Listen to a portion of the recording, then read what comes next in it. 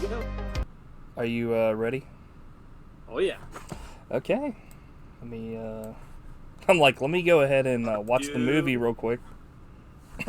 You're like, Like, hang on, I have to go to the bathroom for an hour and 40 minutes. I'll be right back. Yeah, seriously. I will be right back. I am deadly serious. So we made it 2 weeks in a row. I know, right? It's a new record. I know. I think usually, we're not. Well, I don't know. Usually, we haven't really ever done it 2 weeks in a row. I think mainly because, I mean, I guess this format we can meet up online, so we don't have to really worry. I mean, both of us will have an hour free at least some point in the week, so yeah, it's kind of nice. Just get on here and cool. I'm like, well, that's the podcast. We're just going to talk about what we're going to do. Well, have you heard if we've made it into the podcast Hall of Fame yet? Not yet. I think since I bet, I think since I bet on podcasting, I'm banned. We just have to get into the WWE Hall of Fame. It's true. I'm like, Kane! It's like, Jesus, dude, chill the fuck out. What were you betting on? Like, the run times? Yeah, he's like, actually, the runtime is, and I'm like, what? The true film knowledge is about run times. Run times. It's like, which vary depending on if you count it. Whatever. So, yeah, should we get into the yeah. Let me news recommendation nation? Yeah, let's do the news first because I fucked up and didn't make a recommendation nation thing. So while we're going, I got two then. Okay, and then while we're doing that, I'll while we're talking about this, I'll be making a recommendation nation slide here. So cool. Go ahead and you can go first with your first news, and then I guess I'll go and you'll sandwich me like an Oreo. Okay, that sounds weird. Anyway, first gauge drop. I had to go with Jackass 4 started filming this week. Okay, cool, yeah. Which I didn't know was happening, so I was surprised and happy to see that. Did you know that was going to happen? No, I didn't know for sure. I mean, obviously it's one of those things where like they talk about that kind of stuff, but it's like anything, you don't know if it's actually going to happen or not. So like when, you know what I mean, like when I saw that was a thing, I was just like, oh, that's pretty sweet. But you know, you always hear like, oh, they're going to have another one. I'm like, okay, yeah, right, whatever. We'll see when it happens. But I guess it is, which is nice. Yeah. Except Johnny Knoxville and Evo have already been hospitalized. Yeah. I heard you sent me that, and I was just like, that's not. I wasn't like super shocked. Not like I was like, this is great, but I wasn't like shocked. I was like, dude, these guys are. I mean, they're not like fucking, super old or anything, but they're. I don't know. How old are they now? That's the thing, I don't really. They're in their like late 40s. Okay. For them. I think they're probably like about 10 years older than us. So. Right. It's getting up there. Yeah, and I think it's one of those things too where it's like, I think it would be different if like, for a living, I guess. I mean, it's not like they didn't at one point do that kind of stuff, but like, I don't know. I guess like athletes, they train their bodies all the time. Like, you know what I mean? Like, a wrestler or somebody, like, I mean, I guess over time their body starts to wear down, but like, like Johnny Knoxville and like Steve-O were literally just dudes that fucking decided to like, F up their bodies for like entertainment. So it's not like they had any formal training in stunt work or anything like that. I was burning my own friend, eh? That's the minging ass. He's like, that's the minging ass noise elevator music I ever heard. It's like, huh? But yeah, I remember when you told me that, I was just kind of like, not shocked, but at the same time, it's not like I was like, oh, that's fucking great. It's like, oh shit, I did think it was great. Well, that they were hurt. I'm like, fuck them. It's like, Jesus. Not really. I hope they make it through the filming and keep doing it for years and years. Laugh ourselves all the way to the bank. Hell yeah, dude. We're paying to watch. Yes. Okay, so I will shit in my pants here and die.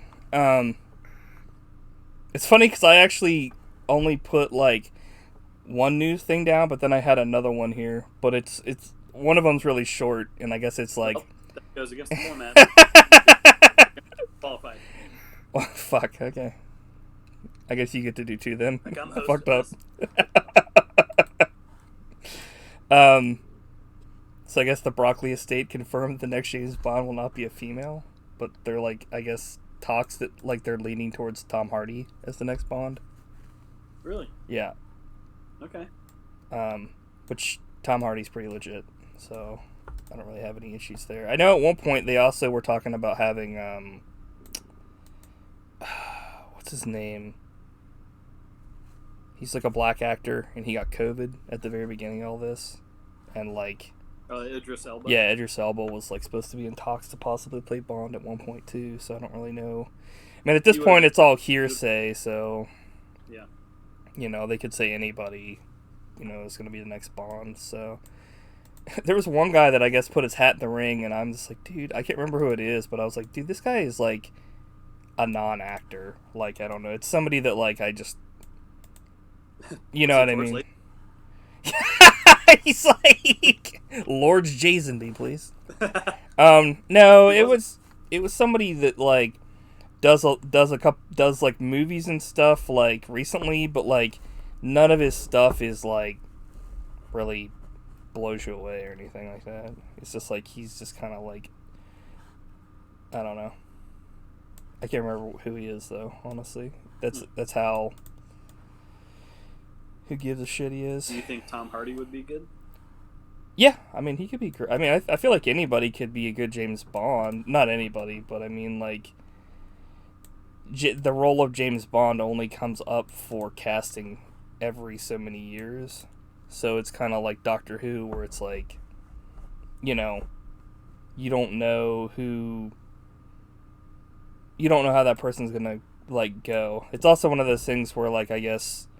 At this point, I mean, obviously it's supposed to be like a British guy, but yeah, I don't know. I don't think that like, I don't know. I guess I've never really thought about anybody but like somebody with like an accent playing Bond. I mean, obviously, like, yeah, I would say that you probably have to, but at the same time, it's like, yeah, I don't know. They cast so many few Bonds in the however many years James Bond has been around on film because of, you know, how many that the actors end up doing and how long it takes them to make James Bond movies. It's not like regular movies where, like, if they're doing a sequel, usually they make, like, a couple, you know, within 10 years. It's like James Bond movies sometimes will only be, like, you know what I mean? It just depends on how long they take making them, too. So, yeah, or at least it seems like that. I don't think I'll be able to separate Tom Hardy from his greatest character, which was Picard's clone in Star Trek Nemesis. I thought you were gonna say Mad Max. Yeah, I was joking about that one, in case you couldn't tell. I actually re-listened to one of our older ones where you were like. You recommended a movie coming up called, or a news coming up called, like, Turtles. Like, this, you were like, this one, we were walking out of the theater kicking our heels up. And I was like, huh? How does that make sense? But it ended up being, like, you saying that, like, Turtles, the second one was going to be awesome. You're like, I can't wait. And you're like, just kidding, that's what my joke pick. And I was like, huh. I was like... You're like, if you couldn't tell. I was like, yeah. Pretty fucking... Did you say you rewatched Star Trek Nemesis? No, I re-listened to one of the old podcasts just and heard that part and was cracking up. No, I probably will not be watching Star Trek Nemesis again, honestly. Yeah, it's really bad. It may actually be worse than Insurrection, now that I think about it. It's like comparing two of the worst things ever. Yeah. Anyways, to our podcast. Here we go. I'm like, you can just talk about. What's your second piece of? Oh, okay. Which will what? It will not count officially. Okay. Unofficial news. I think we talked about this at one point a while back, but like the director of like the Kingsman movies is planning like now like 7 more Kingsman films. Oh, good lord, dude. And it reminds like it. I guess they've already made like the 3rd film, but it got pushed back due to COVID. And there's also like a Kingsman TV series in development. But my thing is like, I really like the Kingsman movies, the 2 they've done. So I would be down for like however many they want to make. But at the same time, this reminds me a lot of remember when like Dan Aykroyd came out and he was like, dude, we're gonna have like a Ghostbusters cinematic universe. We're making like 50 Ghostbuster movies, and like literally they didn't even make another one after that. Or like James Cameron's like, I've got like 50 Avatar movies planned, and I'm like, dude. And it was like not even Avatar 2's been made yet. So it's like, I don't know. It's one of those things where it's like, I think a lot of times it's all Lucas's fault. Yeah, he started all this nonsense when he's like, actually, it's 9 movies. Right. Everyone's like, oh. Yeah, I remember like something like this happened with Xenogears back in the day when like, and Shenmue, when like the director of Xenogears was like, yeah, this is supposed to be like a 6-game franchise, and then like they were like, actually, it's only 1. Fuck you. And then like Shenmue is supposed to be like 9 games or something like that, and they made the 2, and then they were like, Dreamcast is done. I'm like, well. So it's just like it's one of those things where it's like, it's fine to have like a vision, but I'm pretty sure that like there's no way in hell that like anybody has 7 fucking movies planned out. You know what I mean? Like as to what each script is going to be. The one movie, yeah. I would say make the next one and then like focus on the one after that. Like after you're done, maybe tie things in if you know. You know what I mean? If you know like where you want it to go to the next movie possibly, but don't like don't write like 12 scripts. Or make 12 scripts and like make them all really good and then start filming them instead of being like there's like 7 fucking more movies and like we're going to do this. Yeah. We're going to do this. Like, yeah. Didn't they learn from Disney when they did that with Star Wars? Like and then they just did it again. Yeah. They just did it again this week. Like did they learn nothing? Yeah. Like focus on making something good.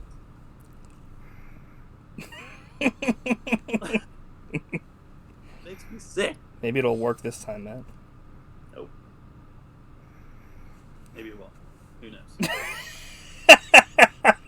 From an instant nope to a maybe. He was swayed that quickly. Star Wars was in the title. Nope, yes. They didn't even announce a Sebulba show.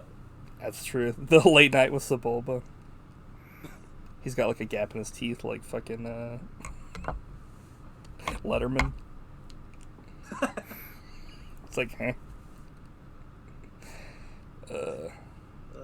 Okay, so what's your unofficial nerd news? Actually, just kidding. This one's official. That's it. I'm out of news. I have a... Oh, okay. I thought you said you had one. I'm sorry. I thought you said... Oh, I thought you said you had 2. My bad. I wouldn't have... 2 recommendations. Oh, shit. Okay. Okay. Okay. Well, go ahead. I've got 1, so you go ahead and... You go My first. first one is for a movie. Actually, it's recommending... It's a short film called Guitar Man Falls Off Chair. Now I know why you have 2 recommendations. So good. Okay, now you have to. Now you need to like tell everybody what this actually is. It's a YouTube video, right? Yeah, it's about. I don't know how like it became viral, but I don't know if the guy's like a celebrity or just some random dude, but like this haggard-looking guy is getting set to play a something on his guitar for his Zoom followers or whatever. But a crisis develops when, as he goes to lean back and get ready to strum the first chord, his chair flips over and he goes sprawling. And he actually gets like wedged under a table. He's like, fucking hell! Fuck!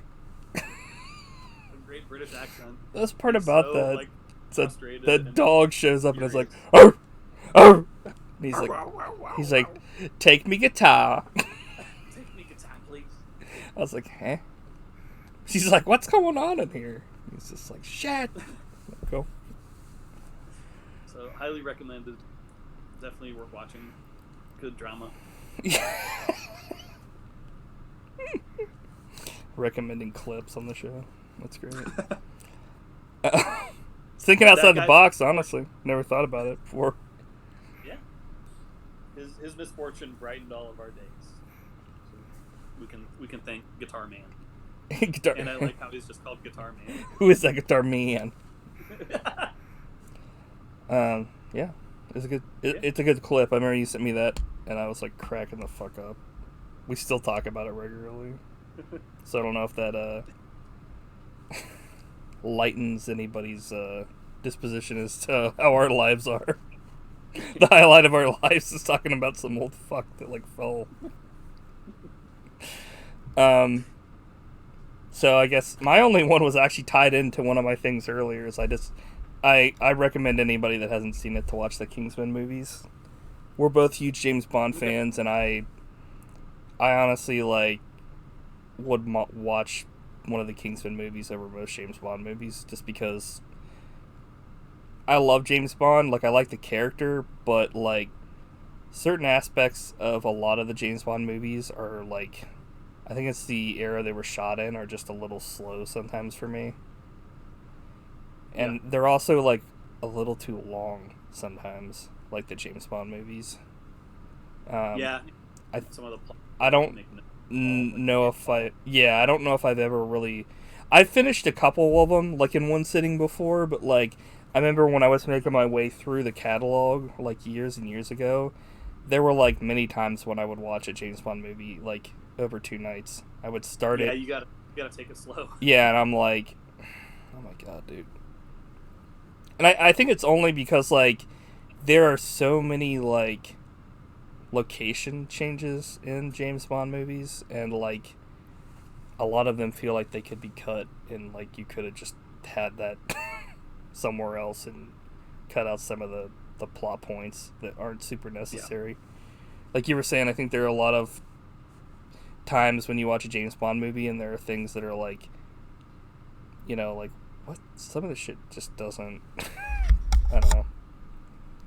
I still love the character. I feel like, especially the earlier ones, it was a lot about, like, James Bond using, like, the gadgets and also, like, using, like, finding out what the mystery was and then, like, finding out how to stop the crap that was happening.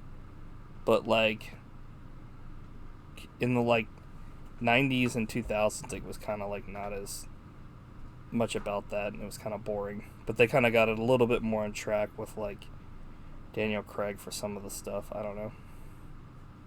Yeah, I think I can still enjoy him a lot, just because, like, I find Sean Connery and Roger Moore, like, just so enjoyable to watch. Like, that's definitely enough to get me through the slow pace.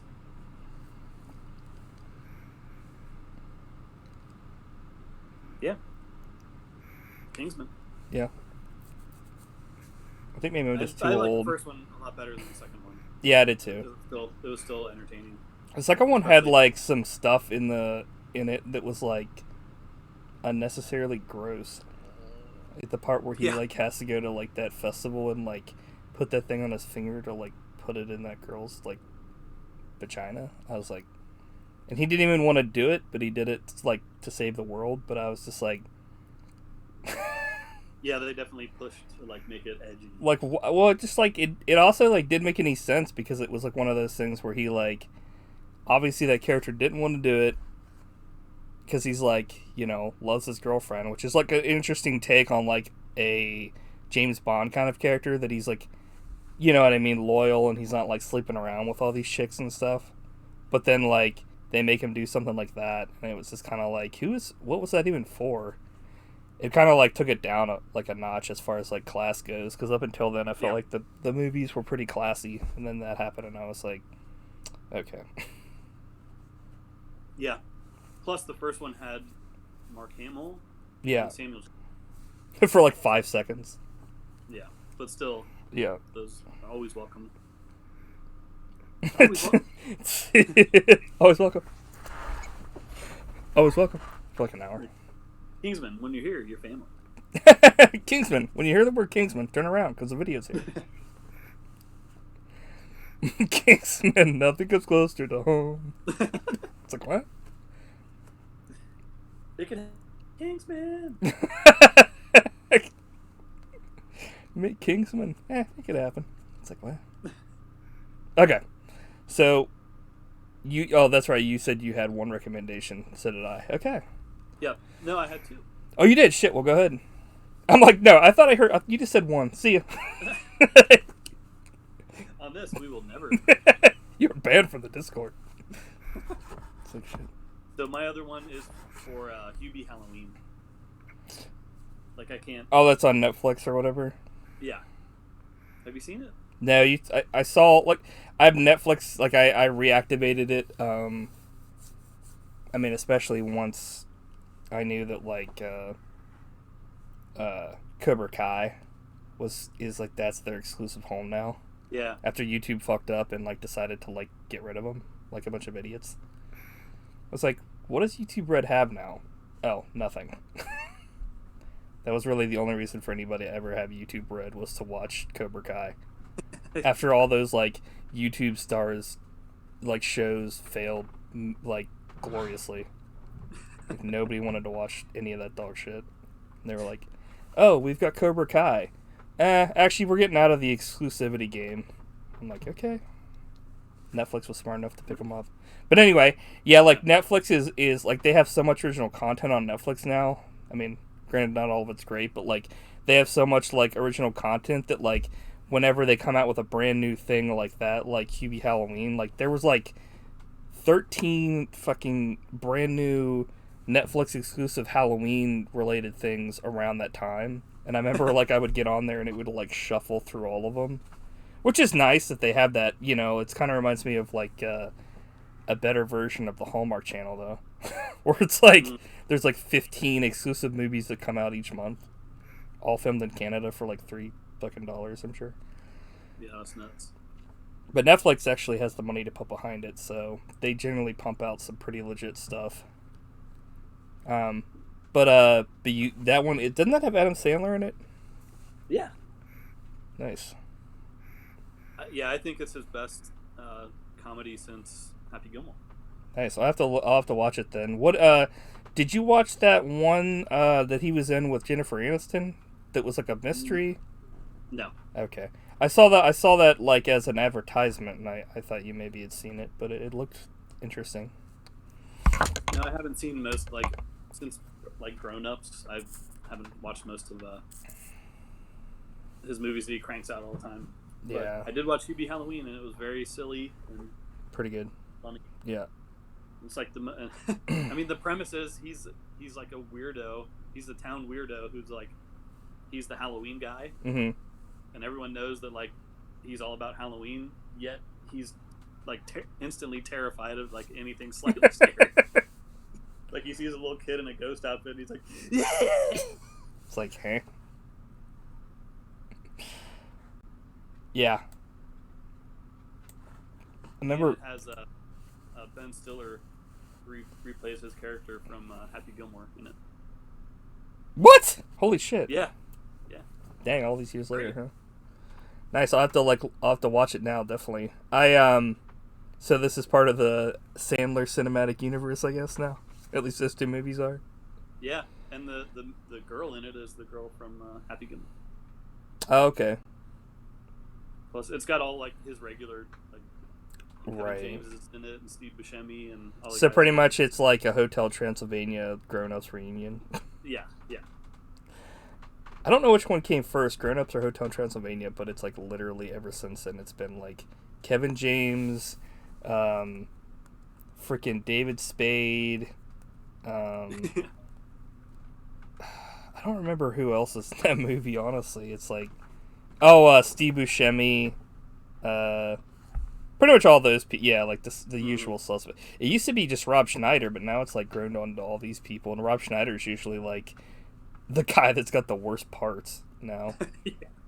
He's like giving him the hand-me-downs, which is weird because I think like Kevin James is like the least funny out of all those people. Like he's less funny than like freaking Rob Schneider. So I'm like, why does this motherfucker get all the good parts? He's too. I'm like, he's fucking fat. No, he's not fat. I think he lost a lot of weight. Not like that would matter anyway, but anyway. So recommend Hubie Halloween. Yep. Kingsman, and Guitar Guy. Guitar Man Falls Off Chair. GuitarManFallsOffChair.com. I'm like, yo. Okay. Well, should we get into the main event? Ding ding ding. Did you do that last time too? Ding ding ding. Yep. Nice. Okay. Because I think you've done it every single time we've ever done one of these so far. Okay, so this time I switched it over. We're talking about The Wicker Man. It's a 1973 British folk horror film, directed by Robin Hardy and starring Edward Woodward. It's the main character, the police officer. Britt Ekland, Diane Cilento, Ingrid Pitt, and Christopher Lee. And the screenplay by Anthony Shaffer, inspired by David Penner's 1967 novel Ritual, centers on the visit of Police Sergeant Neil Howie to the isolated Isle of Summers Isle in search of a missing girl. So that's for anybody that's never seen the movie or heard of it. I mean, I'm sure most people have at least heard of it, even if they've only heard of like the remake, the Nicolas Cage one that like did horribly bad, and so much so that like everybody involved that's still alive with like the original one when it came out like denounced it and said it was horseshit. And like everybody pretty much like, if they watch the Nicolas Cage one, they watch it for like, you know, just all the ridiculous acting he does in it, like over the top, like, you know, I mean that's Nicolas Cage. It's kind of like Jeff Goldblum. When you go there, you know what you're getting into. But like, you know, you spoiled my joke. I was gonna. Oh yeah, go. I watched that one and I didn't know that. Oh. Should have texted me. Damn it. That's okay. It would have been stupid. You're like, that's my one joke of the night. I'm gonna let you go over the notes and then. Have you seen the Nicolas Cage version? No, I haven't. I've seen a couple things from it, like the part where they pour like bees into his fucking head, and he's like screaming like a motherfucker. I mean, it's not like as bad as everyone says. Yeah, it's not too good either. I assume if it wasn't for like Nicolas Cage's like the way he acts in a lot of movies, like over the top and stuff, it wouldn't have got as much like flack. Yeah, honestly, but it's like that's what you pay for when you see a Nicolas Cage movie. Yeah, that's what you want to see. Right. So it I don't know. It's funny because they actually I didn't know this because I was doing research for The Wicker Man while I was, you know, like after I'd watched the movie, I was doing some research, and apparently they made recently a movie that's supposed to be like somewhat of a follow-up called The Wicker Tree, and Christopher Lee has a cameo in it. Yeah. And there's supposed to actually be a third one too. Ugh. Which I don't really know why they decided to ever make a sequel, but I mean, The Wicker Tree was worse than the remake. It was really bad. I mean, I think this is what we're talking about. Horror movies have diminishing returns, especially if it's something like, this, where there's really no reason for there to ever be a sequel, and like the mystery of it is self-contained. Whenever you start adding in like extra lore, possibly, which I don't know anything about the sequel, but I'm assuming they did something to it, or like did something that they added into it that made it worse, because there's no way that they could ever make it like, you can never like add anything to something that's mysterious to make it like better. So it's like, yeah. Oops, just deleted half my shit. Let me see that. There we go. Oh, Trav says I didn't think it was that bad. Yeah, I think that's what Matt was saying, that it's like, yeah. It's not as bad, I don't think. I think it's just meme worthy because the way that Nicolas Cage is. So everybody's just like, yeah, he's Nicolas Cage. So did you have notes this time, or do you want me to do what I did last time and go over some stuff and then you interject with your notes too? Well, I wanted to ask what you thought about it overall. I mean, I honestly went into this kind of like not really super hyped to see it again, because I remember liking it last time, but I also was like, not sure how it was gonna play out, because this is an older movie. I mean, like, this isn't like super old. It's 1973. I guess it is old compared to what, it's 2020 now. But movies shot in 1970 have a different cinematography to movies that are shot now. Same thing with movies in 1960, 1950, 1980. It just, things, some movies take themselves slower and some have just like a different way that they're done. So I wasn't really sure if I was going to watch it again and like love the pacing. Mm-hmm. But I watched it, and honestly, once it was over, I was like, it's fucking awesome again. I it's one of those things where I wouldn't really probably want to watch it super often, just because me forgetting some of the stuff helped it. I knew how it was going to end, and I knew like the ending, pretty much the last 20 minutes or so I remembered like crystal clear because of what happens. Mm-hmm. But like the kind of like the middle and some of the other stuff I had forgotten about, which was nice because it helped with the mystery, but I also knew it was going to happen at the end. So like rewatching this movie, knowing how it ends and what like is really going on the island, helped to actually make it like more scary and how much more messed up it is. So I, good stuff as usual. That's great. Definitely recommend it to anybody that's never seen it before. Like,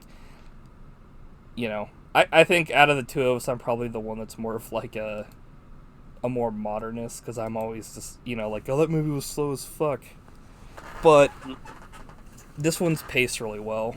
Like, yeah, I mean, it's especially for a horror movie. Like, not to shit on horror movies, but a lot of times they're paced horribly, and it's like, can be boring. But this one's also like a mystery, which is like something I'm always down for. Yeah, like I've always loved this movie, but I'm glad that we saw it a little bit later when we were a little bit older. Because like if we'd seen this in probably high school, it might have been like, oh, this was boring. Yeah, because I I saw like Day of the Dead originally and like fucking hated it, and then I went to Best Buy. I think a little bit after I got out of high school, and bought a copy of it, like in the Anchor Bay release, the DVD, and watched it, because that was when I was on a kick of like getting Anchor Bay stuff, because they had a bunch of special features, the way fucking DVDs and Blu-rays should be. Well, that Day of the Dead was one of the all-time greats. Still is. Yeah. And so I got it, and I was like, holy shit, this is like better than fucking Dawn of the Dead, to me at least. And I loved it. And like, so it's one of those things, I think if I, when I watched it earlier, I didn't like it at all. I thought it was stupid. I mean, it's definitely such a departure from like the more comic book, almost like action fun of like Dawn of the Dead, except for certain parts. So it definitely has a different tone. So like after watching that, I watched Day, and it's like, dude, this is like depressing as fuck. No doubt about that. And but it's good. You know, like I said, I'm glad that like you said, like we watched The Wicker Man later, because especially because I think at one point we were all just like, you know, we were all about like zombie movies and super bloody stuff and like gross shit. Yeah. So. Yeah, but I think like this time watching it, I was like riveted. Like I think it's one of the best movies ever made. I cannot disagree. I was going to say I cannot agree with that. I was going to say, cannot agree. Get the fuck out. I cannot disagree. Yeah, it's one of those ones that like it's just hard to put into words. You just watch it. You know, that's all I can say. Yeah, but you mentioned Anchor Bay, and that's actually my first note because I remember. If you don't like this movie, I'm going to sink you in the Anchor Bay. I'm like, fuck! I'm going to put an anchor around you in the bay and sink you into the Cheddar Bay biscuits. I'm like, damn it. That's the only bay that's better than Anchor is Cheddar. Oh, I forgot about Michael. I'm like... But I remember, like, back when DVDs were all the rage, mm-hmm. There would be all these specialty releases that would have like novelty cases and stuff like that. Yes. And Anchor Bay did one for Anchor Bay for the Wicker Man. There was like a wicker. It was in a pine box. Damn. It was really cool looking, and I came really close to buying it, but it was super expensive, and I never did. Oh, yeah. I have just the regular one here. I think you might have bought it for me, honestly. Well, I think you bought the copy that I have for me. Oh. It has the special edition, or the director's cut, and the actual. Oh, okay. Well, either I bought it for you, or, like, we both bought it for... One of us bought it for the other person, like, 2 copies. Because I remember, like, at one point, you gave me a copy of the Lupin Blu-ray, but I had already bought it for myself, so I was like, just keep it. Like, the Studio Ghibli, like... re-release that they did that was like fucking had all these special features on it. I was like, holy shit. But yeah, okay. What is that? I think we can both agree that Wicker Man's awesome. Yeah. But so my first note was about Anchor Bay release, but now we got to talk about this. What do you think about the title song, or the song that plays over the opening credits? Like the one after the first song? The one about corn rigs? Oh, okay. You will it to me, corn rigs. Corn rigs.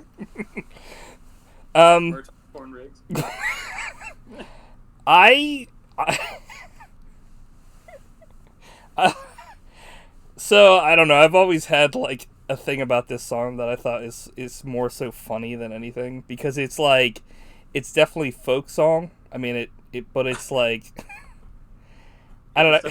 It's one of my notes. Corn rigs and barley rigs, and corn rigs are Bonnie. And I was like, yep, that's pretty much it. And then he's like, the song has been stuck in my head for the last 4 days. Like I can't get. Yeah, because there's like a part where like at the end, the guy's like, I can't forget the time I had rolling around with like Mary or some shit. Annie, yeah. So it's among the rigs with Annie. So it's literally a song, I guess, about like him going out into the whatever it is, like fields with some chick and like they're fucking. Which I didn't really think about until now, because I was just like, because I remember the only other time I've seen this movie was at your place, and you were like, you started the movie and you were like, I'll be right back, I have to go use the restroom. And I was like, okay, that's cool. Starts playing and you're like, Yeah, and I was like, what the fuck is going on right now? And so, like, you came back, and I was just like, I was looking for the fucking hidden camera. I actually had a note before that.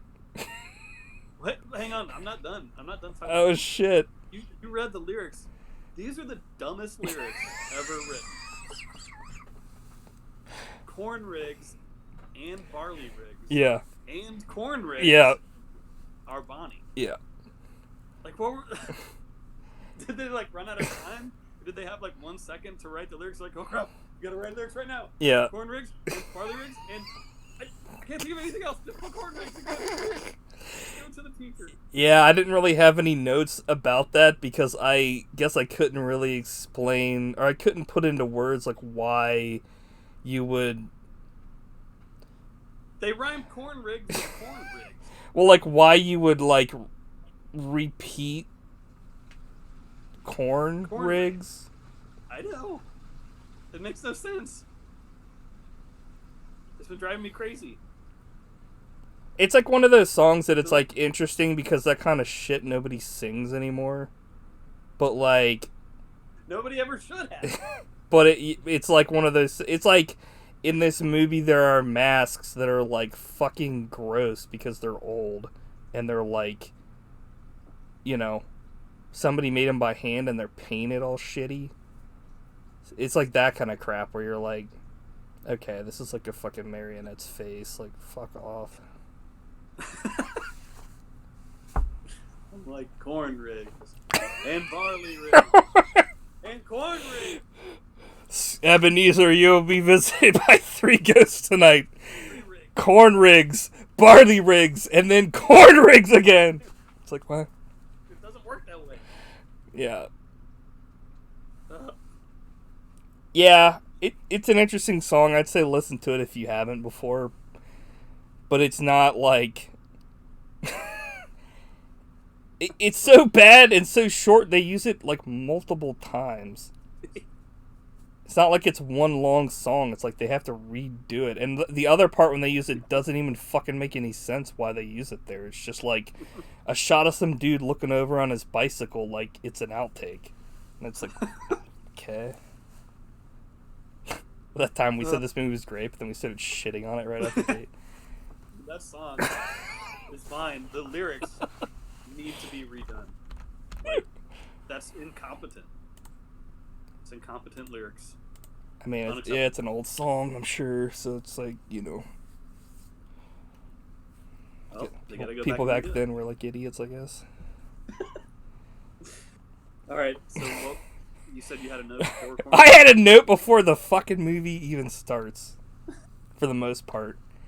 I had a note about a water plane with propeller on top instead of the front, which I had never seen before. I know it's got to be a thing. I just was so shocked. Yeah. I was like, huh, interesting.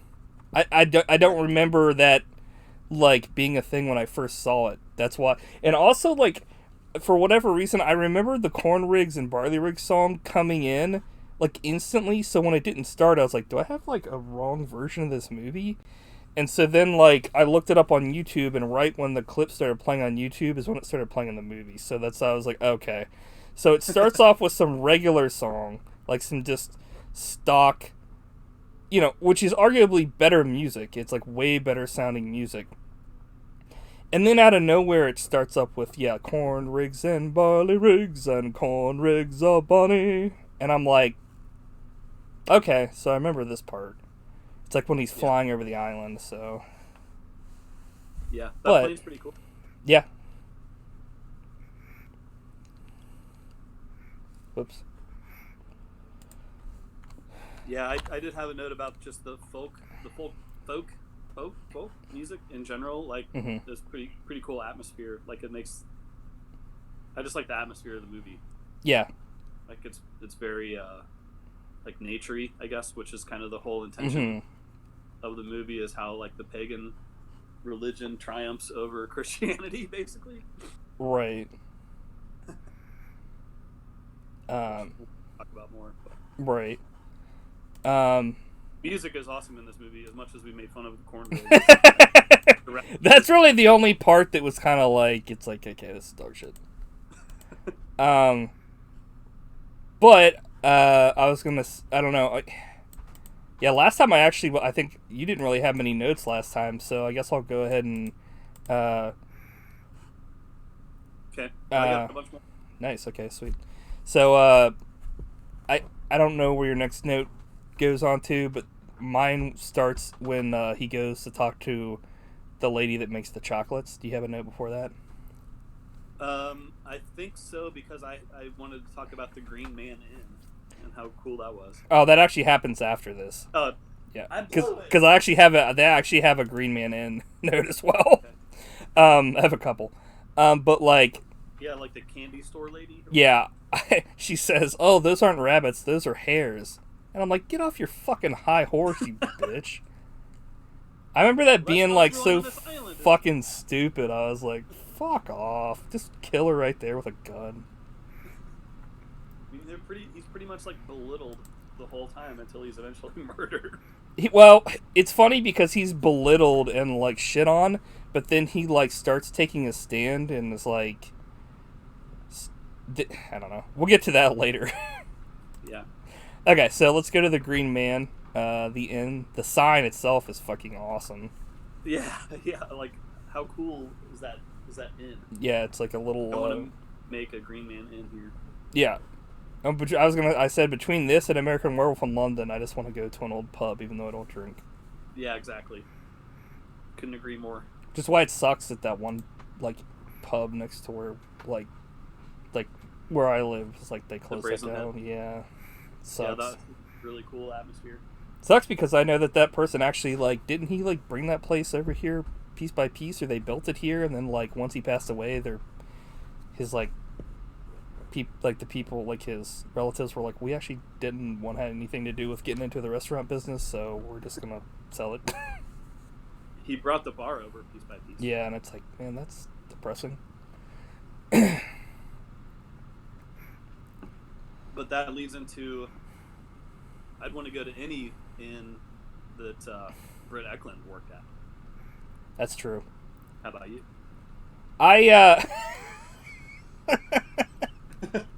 So, okay, I'm just gonna get into this. The innkeeper brings out his daughter, and everyone starts ripping into her, pretty much saying it's great to have sex with her, and she's like this hoe and all that.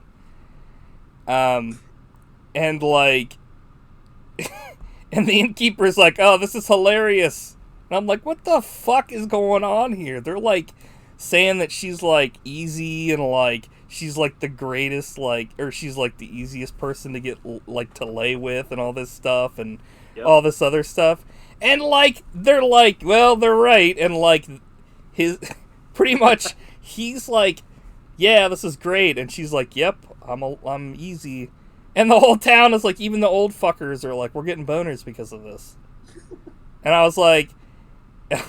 And my favorite part is like when the sergeant is just like standing there forever, and then he just stops it, and he's just like, I can't have enough of this dog shit. Because they're like singing about her, and then he's just like taking it forever and ever, because he's just waiting for his fucking dinner, and they start this fucking bullshit song up in front of him, and he's like, okay, and then fucking when it he's like, okay. He's like, I want you guys to know I'm here for a fucking investigation because, like, this girl's missing. And they're like, okay. Yeah, you definitely know something, like, really weird is going on at that point. From the beginning, it's weird because when he shows that picture around and, like, everybody's like, oh, we have no clue who you're talking about. And then he says the last name. They're like, oh, it slipped my mind. I'm like, dude, you should have fucking... cap that guy right there, like, yeah. Fucking dog shit. It reminds me a lot of Dagon and movies like that, where there's this underlying thing like old god Cthulhu kind of crap going on, where it's like, okay, this town's got a secret, and like, you're fucked. Like there's so many warning signs to just like leave. That, and it's like, I don't remember him even having a gun. Like, I don't know if that was a thing. British people, like, cops just didn't have guns back then, or what? The thing. And they still don't. Oh my god, dude, that's fucking... That's horrifying. I mean, not that they don't have guns, but, like, as a police officer, he had no fucking way to protect himself. Not even his religion.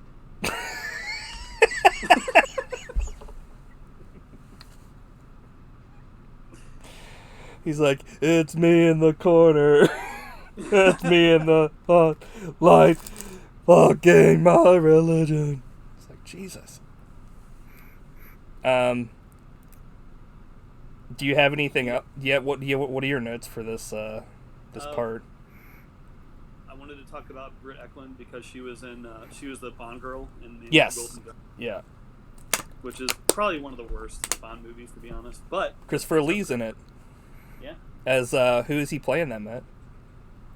Scaramanga. Scaramanga. The plane. Fucking knick-knack. Knick-knack, bring Tabasco. I'm like, what? Throw it in your own eyes. Get my shoes, Coral. Like, cool. Why does everybody have a slave? Did have a note to talk about the erotic dance of seduction. Are you talking about like when she's naked later? Yeah. Okay. Yeah. I actually have a thing about that too. I actually have a couple notes before that. When he flips the fuck out about the color of the beans being too green, I was like, what the fuck? Like, they did look really green, but like, if they tasted okay, he's like, is it coming in a can? And I was just like, what the fuck, dude? Like, yeah, it's an interesting character because like he gets easily frustrated, even though he is failing. He's super pissed through the whole movie. He's also like a character that like probably should not be a cop because he, as you find later on, he gets very emotional and takes things like at offense very quickly. Like, he finds out that, you know, this place is, they're not like a Christian place. They're all about like paganism and like worshiping the sun and stuff like that. And they've torn down like the old church, like, spoiler alert, but like fucking, he like starts flipping the fuck out. And I'm like, and he's giving everybody all these sermons and shit. I mean, I don't know. It's one of those things where I think that like I read, because that there's actually an extended cut. I don't think I watched it, but like where I didn't either. I've seen it. I don't remember all the differences, but yeah, there's a few extra. There's stuff alluding, and it kind of shows that in the movie a little bit, but like, he, at one point, I guess earlier in his life, he was like actually like a preacher or a priest, and then he became like a police officer. But like, you don't really understand that because the cut I watched, they just show him giving like a sermon, and it makes you think that he just got up there and started doing it, which they don't let people do that aren't the fucking preacher. So I thought that was kind of weird, but like, I guess I read up on it, and it's actually, his character used to be like a priest, and then he became a police officer. But he became so like, he's just so like emotional. It's like anything that's a slight against like his religion, he like flips the fuck out, and it's like, he loses control. Right, and it's like, dude, that's not the kind. I mean, I guess it's good he didn't have a gun. He'd probably start killing people like for no fucking reason. But I mean, yeah, not to. He has legit reasons to be pissed though. Like at some point, like it's clear that they're messing with him, and he's like, right, can't anymore. Yeah, there's there are part. Yeah, I guess we'll get to that. Look, I'm getting ahead of myself. I was gonna say so like he flips out about the beans, and then he leaves the pub, and there's a day shot between two night shots, which I never realized until I was watching the movie super intently for shit. But then there's that slow motion public sex scene. Yeah. And I never realized this before though. It freeze frames on like a lady looking right at him, and then it just goes back to like normal speed, and I'm like, and I had to rewind it a couple of times thinking that maybe like my copy of the movie was fucked up, but like, I think that was just how it was. Yeah, I'm getting to the part where like the lady's naked, because I actually have a couple notes in between that. Lady naked behind a tombstone crying. Okay, whatever. I didn't understand that. The sergeant is like trying to sleep, and everyone won't shut the fuck up. I'm like, do these people not have jobs? Oh, and then the note about the police officer being a priest. Yeah. Because I said usually don't let normal people just get up in church and give a sermon. So I think that was just like the order of the stuff was fucked up. Like they shouldn't have. Maybe I think they did that for time, but the extended cut makes it more clear. I think that like he used to be a priest because they show that before everything instead of in the middle of the movie. So here's the part you were talking about where the lady is naked and she's banging on the wall, saying stuff like "Let's have a sex." What is she, Mario? Oh shit! Yeah, I think I fucked that up. Whoops. God damn it! Let's have a sex. And he's like, Yahoo! Like jumps into the next room. Movie over. I said in retrospect, they gave him like, or at least, it seems like they gave him a couple opportunities to not have things end up the way they did.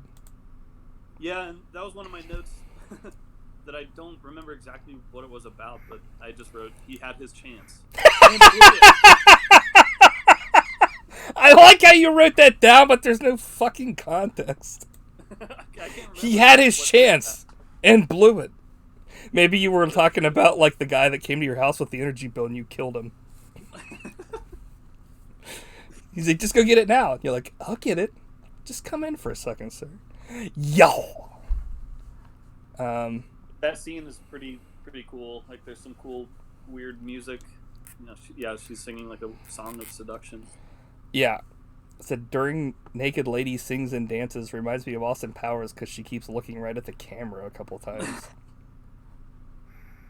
And here's some trivia about that: is she was married to Rod Stewart at one point. Oh, and nice. He was so like infuriated that nudity existed, he tried to buy the rights to the movie so he could destroy all the copies. Jesus. So luckily that didn't happen. Like, it's a fucking movie, dude. Yeah. It's not like she was like, sorry, I gotta bang 100 dudes tonight. Like, no one's ever gonna see her naked. Okay. Yeah, I'm like, huh? So, like, this whole thing happens with her, like, trying to seduce him, and he's, like, super, like, almost about to do it. But then... he's tempted, for sure. But then, like... So this is, like, another thing that's fucked up about this character. Is, like, the next day, she, like, wakes him up, and she's like, hey, like, I tried to, I thought you were gonna come over and see me. And he's like, I didn't know he was engaged to be married. And I was just like, well, that's kind of fucking weird that he was tempted at all, because for me, at least, I would have not even, like, given it a second thought. I would have just went to bed.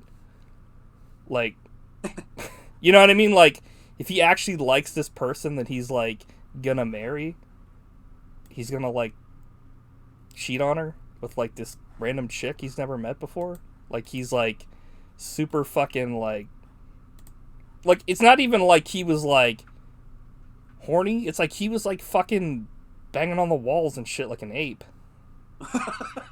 You know what I mean? He, like, turned into a fucking beast. You know what I mean? I mean, he didn't actually turn into, like, a beast, but, like... I didn't think about it as ape-like, but... He, like... He's like... He became, like, unhinged. Okay, well, not... He became... He was, like, super, like, okay, I'm totally about to have sex with this person I've never met before and, like, ruin my, like, relationship with my, like, fiance. It's like, well, I guess maybe he just doesn't like her that much. Like, not only that, but, like... He was intoxicated by the Green Man Inn. I just don't buy it, as far as his character goes. Really? Well, not buy it, but I feel like his character isn't as, like, pure as, like, he lets on, is what I mean. Because there are other parts where he, like... He's fine to, like, give sermons to other people, but, like, when people, like, try to tell him about their beliefs, he, like, flips the fuck out. So it's, like, it's fine for, like, them to have a belief, but, like, when it's not his, like, what he believes in, he's just like, no, there's only one way. And I'm like, okay. You're kind of an asshole, dude.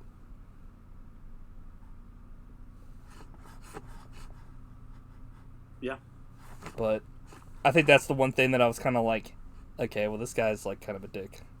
At least one of the first times where it's just like, you know, this guy, unless like maybe the chick that like he's gonna like, you know, marry is not someone he really likes. I don't know. Anyway, he's not a saint. Right? Yeah, he's somebody that like wants everybody to think he is, but he's not. Yeah, he's a little bit pretentious sometimes. Exactly. Which is kind of nice. I mean, it makes him not like, perfect. Yeah. But anyway, next note is mouth harp. Yeah. That was pretty welcome. good. So he goes outside and he's walking around, and then like a dude is singing this song, fucking around like a maypole to all these kids about fucking seed. Yep. And I was just like, cool, well, movie's over, arrest this guy, he's a pedophile. And then like the next scene is like, there was a tree. Yeah. There was a thing. And from that thing, there was a thing. Girls talking about penis, another arrest. This whole island is going to fucking jail, I said. Well, at that point, he's pretty much like, you people are all fucking, you're crazy. Yeah, he's kind of like flipped from being like shit on to becoming the guy that's shitting on everyone else. Yeah. And like, they have their beliefs, and he's the minority, and they're like nice enough to not, like, you know what I mean? Like, they don't beat the fuck out of him or anything like that. They're just kind of like, Jesus, you know, like they're nice to him and everything. Definitely passive aggressive. Right. There are parts where it's kind of like, they're like, oh, you got to get permission from like Lord Summer Isle, and he's like, I'm a fucking police officer. I don't need permission to like ask for like evidence in an investigation. You know what I mean? Like, he does do some stuff that's like not really, I would definitely say in this day and age, are not like necessarily legal. Like that lady's like, you have to have a search warrant, and he's like, fuck you, and he just does it anyway. Yeah. And then he breaks into some place later. But I did it anyway. Yeah, I was like, also he like passes around that photo, then destroys the lesson by erasing stuff on the board. Yeah, I know. That was rude. Yeah. And then they're like torturing that beetle, which I was like, this is fucked up. Definitely. This cop needs a gun to start blowing away all these liars. Just murder. Actually, that's one of my notes, is how awesome is the way that he pronounces the word murder. I actually have one note that just says MURRDAHR. Yeah. He's the only one in the fucking... Yeah, it's like he's the only one in the movie that says it like that, and then that's the only weird pronunciation in the entire movie. Like, it just comes out of nowhere. It's almost like it's so strong. Yeah, it's almost like it's like it's an inside joke, but like everybody's in on it, and like, you know what I mean? I can listen to him say it for hours. It's just so funny because it's just so out of left field. It's like, huh? Yeah. My note was MUR-DER. Yeah, it's pretty much like, yeah, it's Marta. I'm like, he's like, oh, Christ, Marta. I'm like, cool. So Lady is pretty much playing Obi-Wan, talking about how they don't believe in death for Rowan Morrison, or it's technically still a church from a certain point of view. I'm like, dude, shut the fuck up. Like, so you're saying that the pagan belief system is wrong? No, I'm just saying that like she's fucking lying to the guy. That's true. She was lying. Lady breastfeeding in church, holding egg. Don't understand what that was about, but like, I understand the breastfeeding part, but why was she just holding a fucking random egg like that? I was like, eh. It's all about like how intertwined they are with all the nature. Dude, whatever. It's all about the he said, she said bullshit. He's like, you better put this cross up, because you're about to get a fat lip. I'm just like, Jesus. Only thing that would have made this movie better, Fred Durst. Dude, when he went nuts in that church and just made a cross, I was just like, okay. Yeah. Somebody's gonna fucking tear that down in like 3 seconds. Like, Rob, you just signed your own death warrant. They were like, all we need now is for this guy to make a cross. He's fucked. Police officer kind of looks like Bob Odenkirk in certain scenes. Yeah, I could see that. Christopher I Lee. did have a note just about go ahead, how, yeah. like, how good he was in this movie, I thought. Like, I wish he would have been in more movies. Yeah, He's in a ton of stuff, but I don't think I've seen him in anything else. Yeah, he was really good, like, in this movie, and I actually have a note too that said like Christopher Lee and the main guy are fucking like the best parts of this movie. Like, should we talk about Christopher Lee? Yeah, oh yeah. That's it. That's all we had to say about him. You answered my question. Yeah, I mean he's pretty scary in this movie. The thing is, like, he's like nothing but nice, and like the cop That's is like preaching to him, which is like,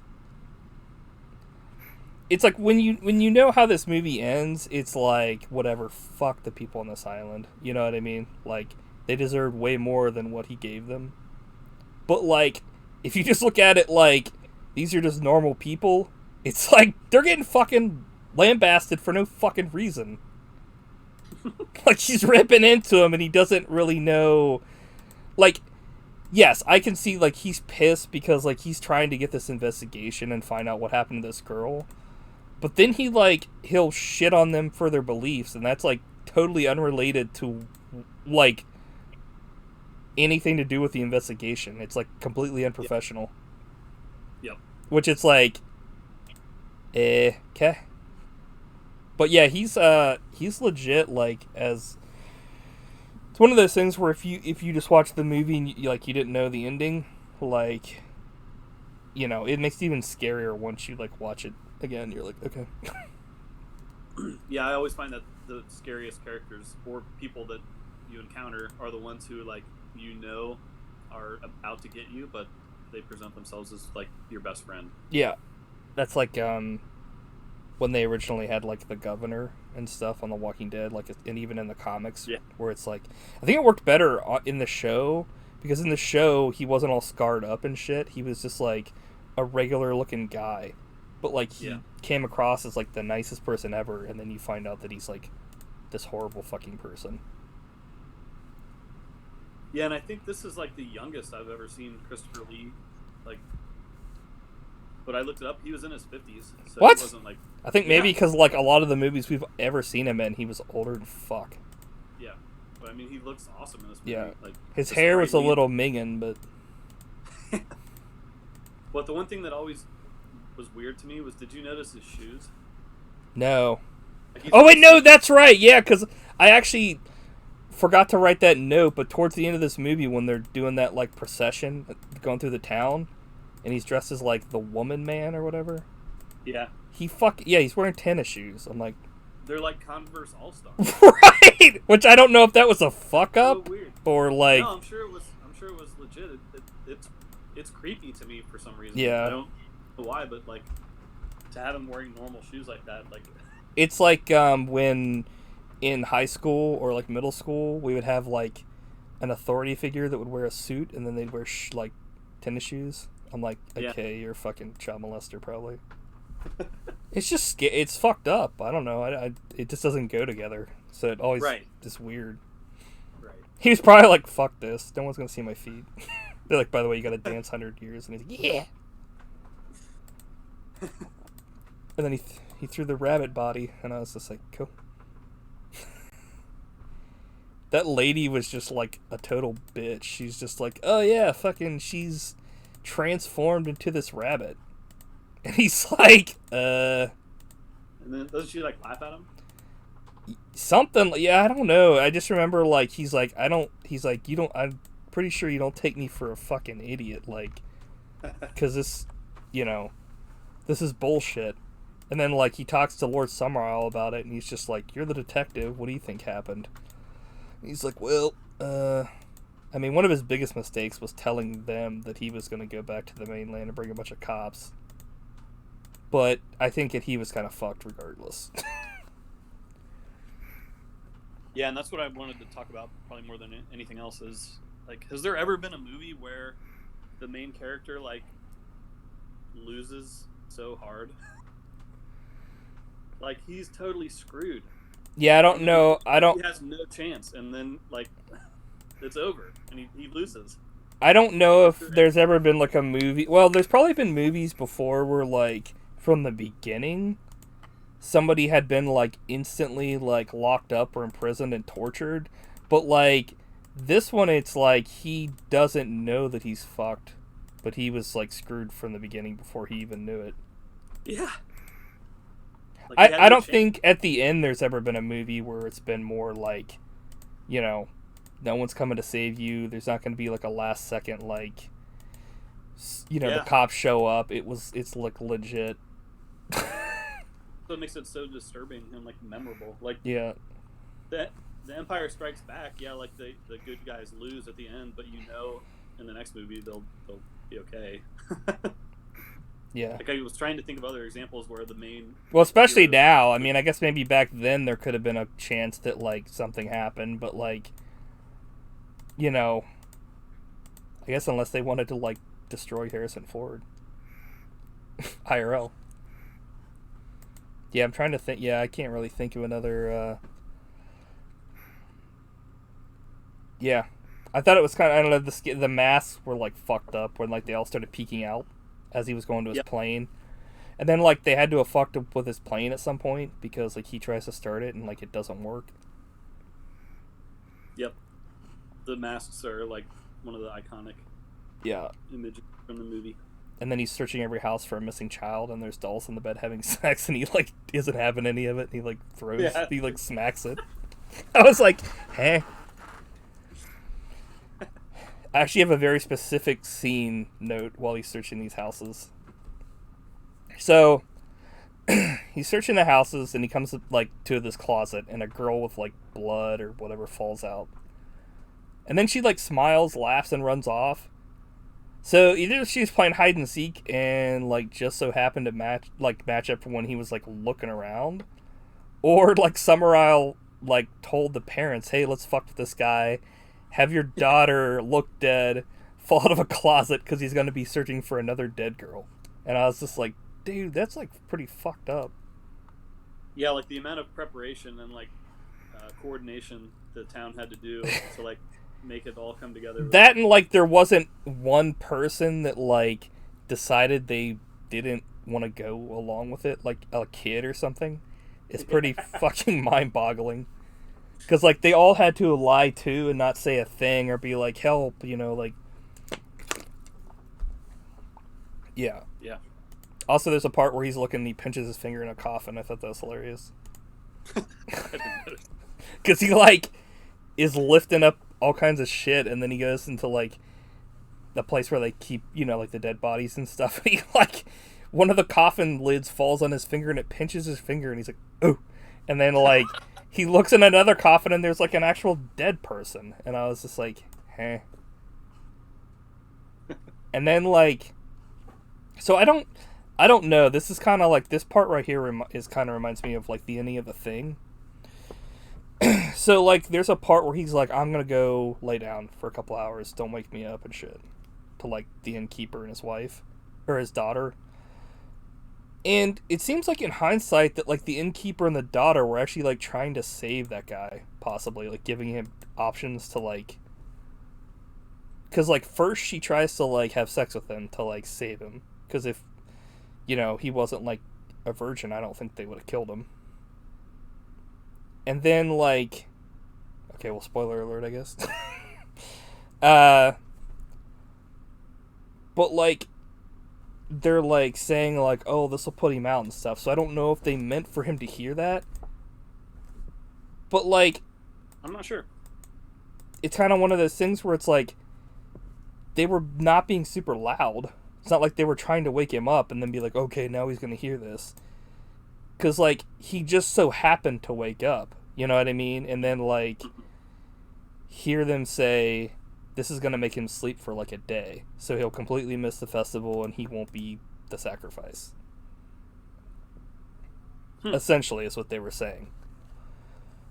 the other thing is, like, did they purposely, before that scene started, wake him up, like, knock on something to wake him up, then pretend to say what they said so that he would be drawn away to, like, you know what I mean? But then they would have to, like, think that he would knock out the innkeeper and, like, take his costume. Or, like, even go to the festival. It's, like, a lot of, like, the rest of it is so planned that, like, for that specific thing to be the one thing that would, like, make it so that they would sacrifice him, I thought was kind of a little weird. Which I guess also poses the question,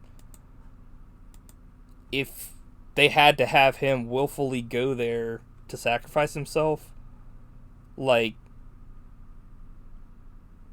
they didn't really plant enough seeds, I feel like, for him to ever want to go to that festival. Because he was just going to leave and bring cops back. And he wasn't even going to go to the festival. Like, he was just going to sleep. So, I don't know. Yeah, I'm not sure about that one. Also, like, there's, Watch like, that funk music when they're, like, running away through the cave. Yeah. And I said he should have John Wicked everyone. Or they should have played corn rigs again during that action sequence. I would have been like, I'm done with this shit. Okay, so, you know, no shock here. Fucking at the end of the movie, he fucking gets killed. I guess I should have said spoiler alert there, but I already said it earlier. But it's not. I think the most horrifying part is, like, his reaction, like the right, the fear and horror, like, that he experiences, like, has not been matched. Yeah, it's like kind of. Well, it's like so. Okay, so first I'm gonna say, like, he starts trying to convince them not to kill him, but he's, like, doing it in the worst way possible because he starts shitting on their religion again. Yeah. And I'm like, this is the worst way to do this, because he's like, you can't possibly believe this bullshit. There's no such thing as fucking, like, stuff that isn't Jesus Christ. He's like, tell him, Lord Summerisle. And I'm like, this is the guy that, like, started this shit here. What are you talking about?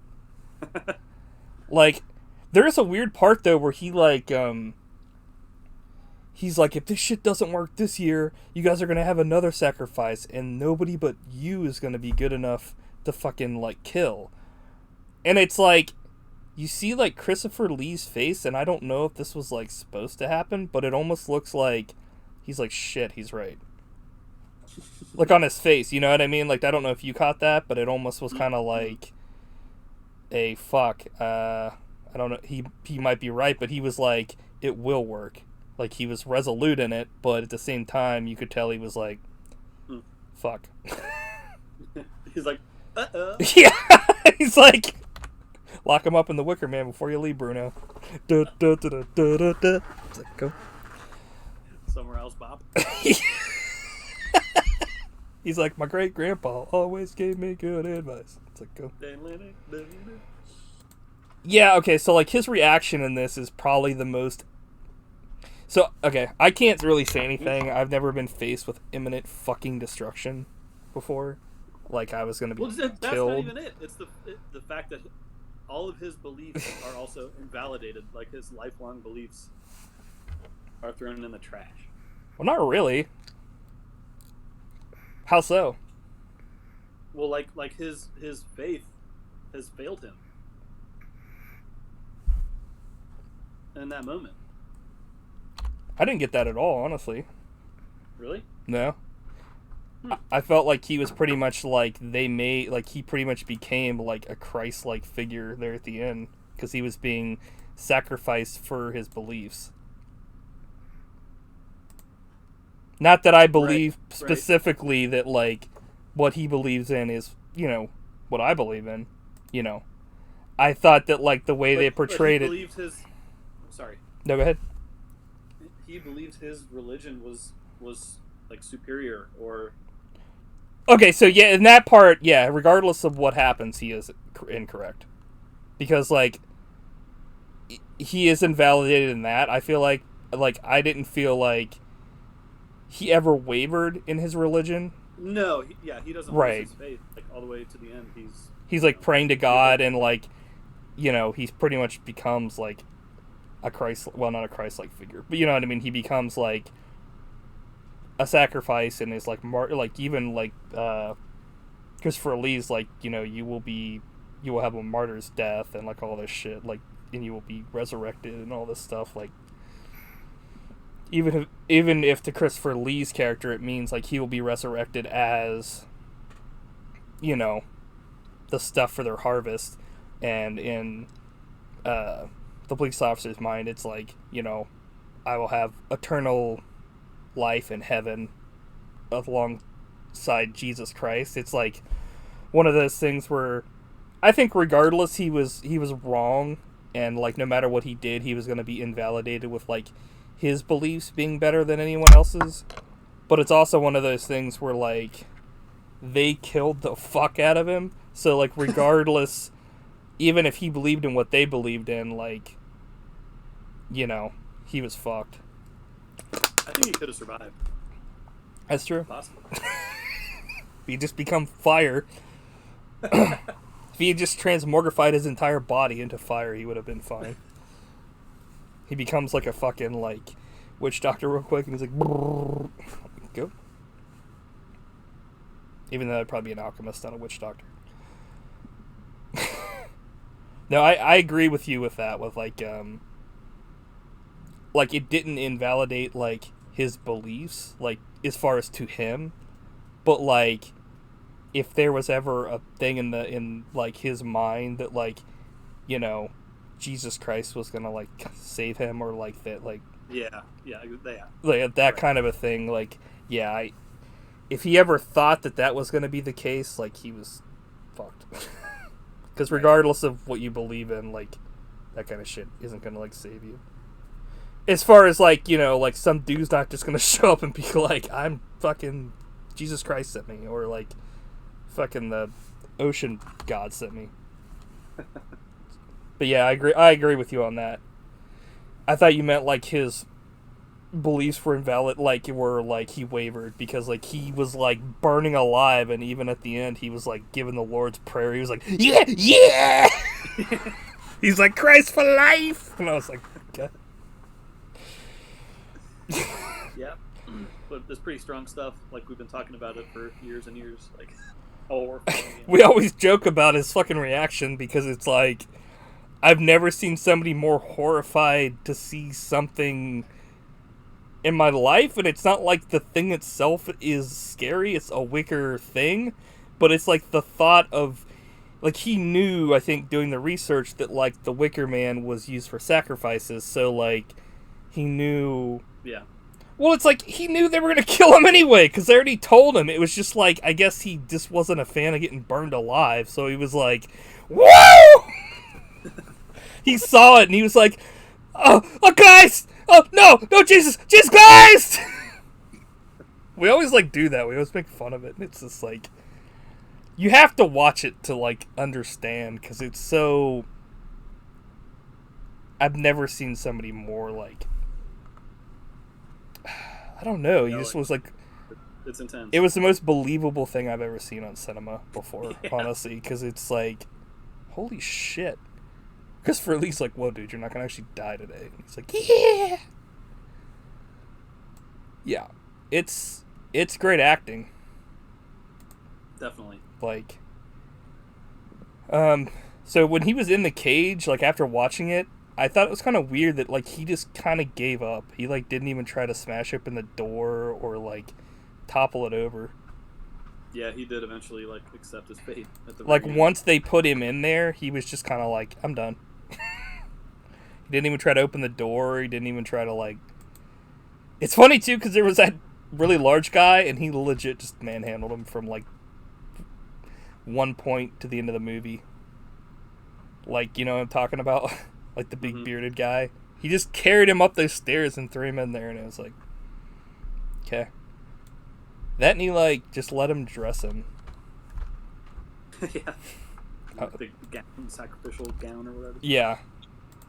Sacrificial gown. Short ass credits for this movie. This is like this is a very hallmark thing of like older movies. They didn't have like 50 fucking years worth of credits. Thank God.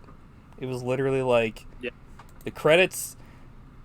Yeah, the credits were short as fuck back then, dude. It was like they had credits at the beginning of this movie, but they happened while they showed other stuff.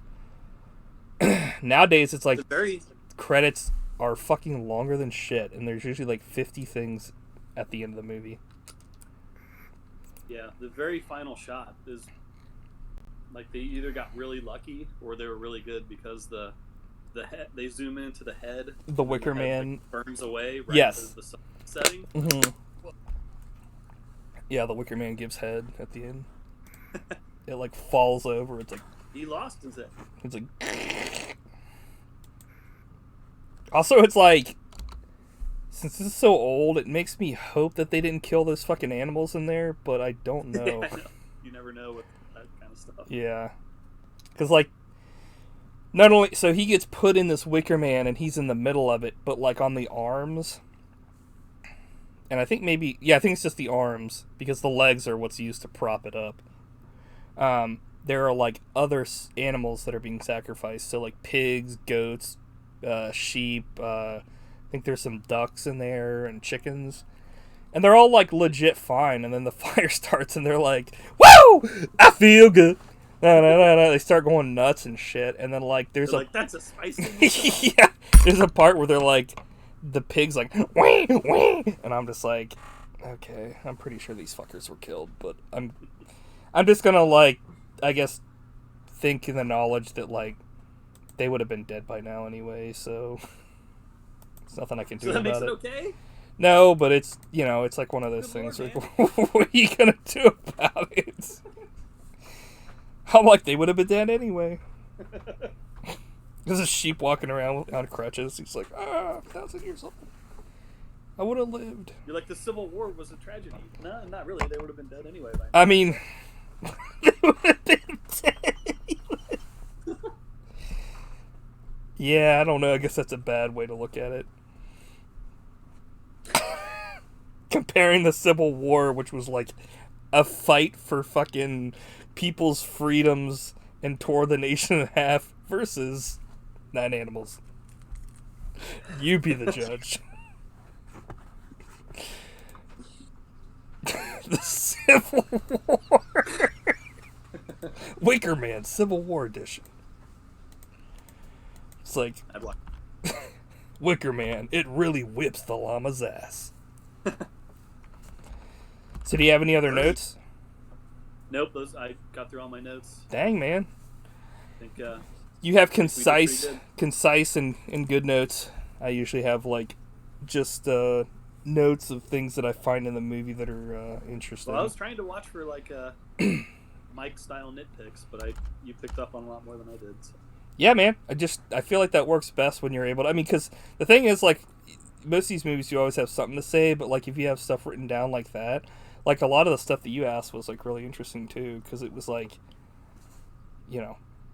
just stuff that made me think. Mine were just like statements like, oh, I saw like this or I saw that, and I thought that was funny. And can't always be winners, but at least there's something. Also, one of my notes just says Edward Woodward. Okay.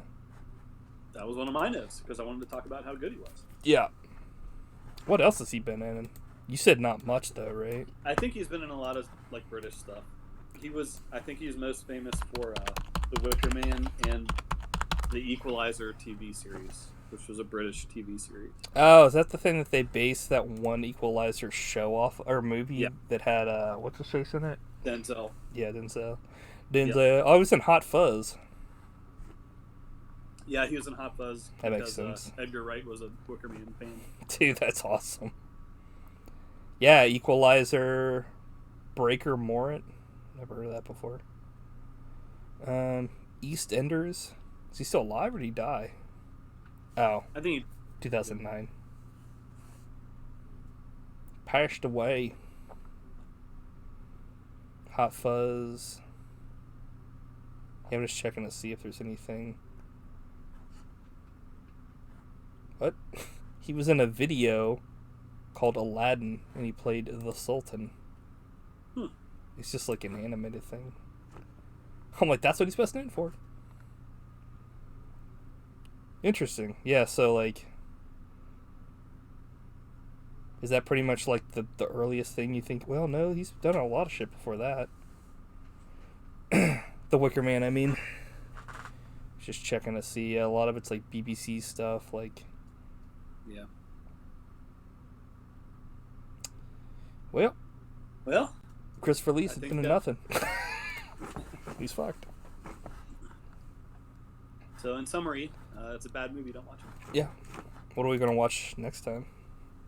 I don't know. Nobody knows. I like how last time you like instantly knew, man. You were like, let's watch Wicker Man. Probably because we were coming off of another horror movie. Yeah. Maybe we should go into something a little lighter. Yeah. I'm like, Cannibal Holocaust. Here we go. Austin Powers, Bride of Minnie. Every few years you bring that up, and I'm like, dude, it's gonna happen. Not happening now. That's for damn sure. Unless they recast Mini-Me. Well, okay. Hopefully we'll figure it out for next week. Well, I'll send out a tweet and Instagram post to everybody and let them know what our next thing is. Cool, man. Wait, what's fun? Wicker Man. Yeah. Oh, Trav says it.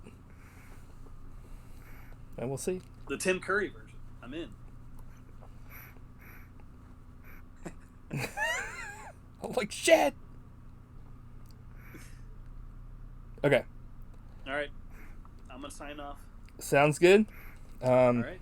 I will talk to you next Thursday. Yeah. At least I think. That's not Christmas, is it? Oh, yeah. That might be. Hold on. Take a week. Yeah, let me check and see here. We'll figure it out. Yeah, we'll definitely let everybody know. Cool. So keep in touch. Keep up on all the podcast stuff. Yeah, next Thursday is Christmas Eve. So I guess, do you want to skip next week then? Yeah, or we can pick a different day. Yeah, true. I guess we could always just do like another day, like Tuesday or something, or Monday. Okay. Maybe we'll do next week and we'll just do a different day. So, cool. Talk to you later. Bye. Bye. Okay, so I'm going to go ahead and end the stream here real quick just so I can catalog this for the podcast, and then I will start it back up in just a second.